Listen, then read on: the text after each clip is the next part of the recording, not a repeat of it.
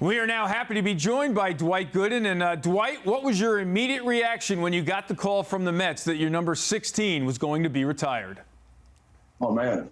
First, thank you guys for having me. It's always great to be on the show. You know, that's one of the first times I was lost for words. Normally, I always have something to say, whether it's good or bad. But I got the call, you know, it's like surreal. You know, it's a chance of it happening, but when it becomes official, you know, just a solid relief. And you're so happy. And then you look at first call you want to make is obviously I want to make it to my father, who's been a supplemental in my life and my baseball career, but unfortunately he's not here. So I got to call my kids and share that moment with my kids, which is just a tremendous thing. I tried to tell them without tearing up, but I did tear up, and it's a great honor, and I'm definitely something that I'm looking forward to. Obviously, you can only imagine the emotions during that phone call and telling your children. We mentioned Rookie of the Year, Cy Young, World Champion. Where does having your number retired by the Mets now rank among your career accomplishments? It's the top of the list because, for me, it's the highest honor that you can have that a team can give you. It says that they're completely satisfied with the career that I had, and it goes up to the ultimate. All my personal goals, team goals, have my number retired, where something that my kids and grandkids and everyone that played a part in my career can come back and see and be a part of it. And what I mean by that is all the fans that supported me through my ups and downs on the field, off the field, as you mentioned earlier when Steve Cohen said Friday nights, and even through my struggles. It's all a part of that. That's when the 16 go up on the Raptors, everyone that was a part of me, a part of my career, will be a part of that day. And so I'm definitely looking forward to the celebration. Hey, Dwight, it's great to see you. Obviously, you came up around the same time as Daryl Strawberry. A lot of your career was linked with his. What does it mean to have your number retired in the same season that he will? That's very special. Daryl's like a brother to me. We've had ups and downs like any brothers would have, but at the end of the day, I love him, and I'm sure he loves me. And we've had some of our same struggles, went through a lot of the same similarities. And now we both got our life on the right track. He's doing wonderful things with his ministries.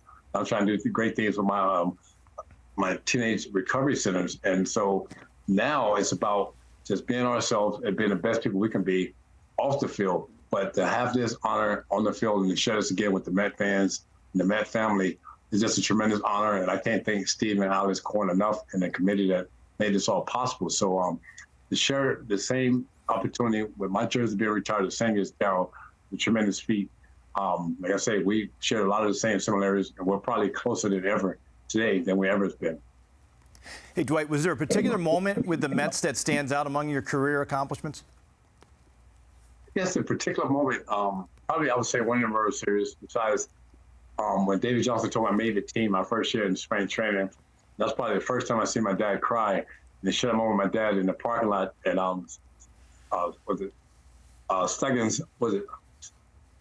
Stuggins Stadium?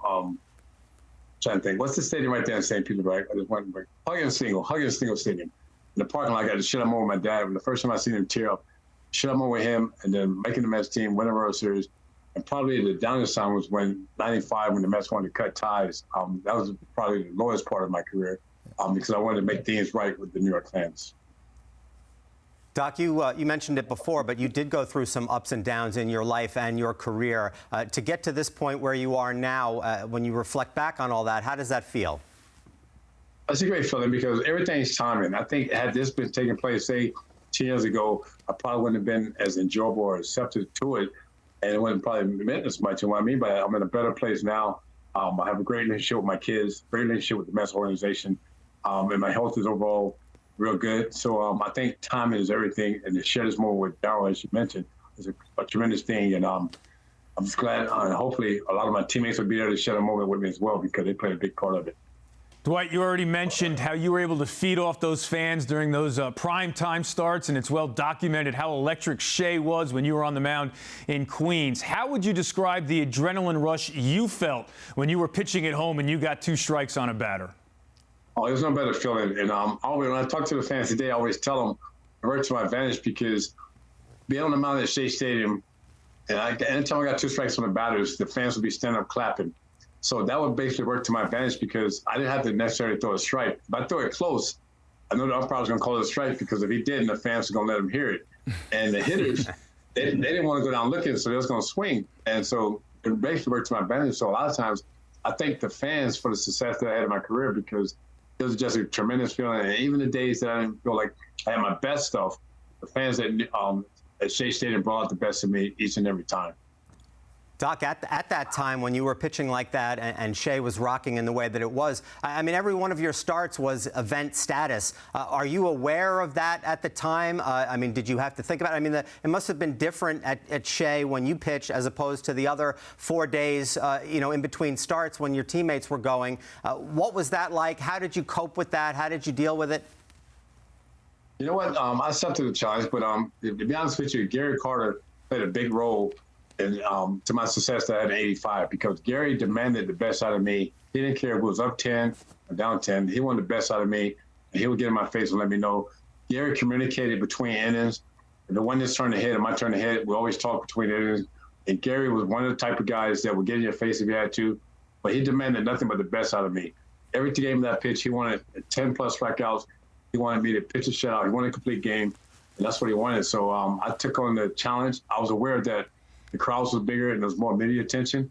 So I just accepted the challenge. I didn't put any added pressure on myself, but I wanted to be on the mound that particular day. And just because I knew it was something special and bigger than just a ball game at Shea Stadium during that time.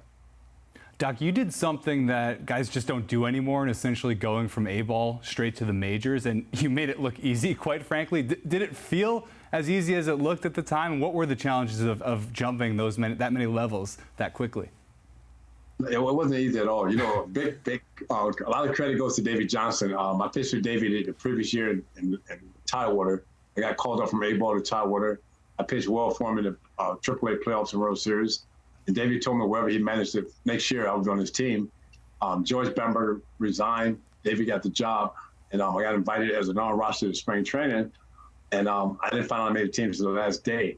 And I'm talking to my dad, who was a big inspiration on my baseball career. He will always tell me, when you're pitching, don't pay attention to the back of the names on the jersey, just make your pitches. But it's pretty hard not to pay attention when you're facing a Pete Rose or Mike Schmidt or Dale Murphy. But the first go around was very, very nerve-wracking. I was very, very nervous. I probably didn't feel like I belonged until probably after the All-Star break. I remember having a conversation with Nolan Ryan at the All-Star game, but he told me that he looked forward to every fifth day to watching me pitch if he wasn't pitching.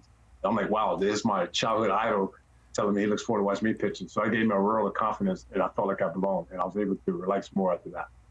Hey, Doc, I remember our minor league pitchers trying to throw the Dwight Gooden curveball. How did you learn that pitch? My dad actually taught me that curveball when I was 10 years old. He always felt like it was what you throw and how you throw, opposed to what you're throwing at the time. So he felt it was okay. So he taught me that pitch when I was 10 years old.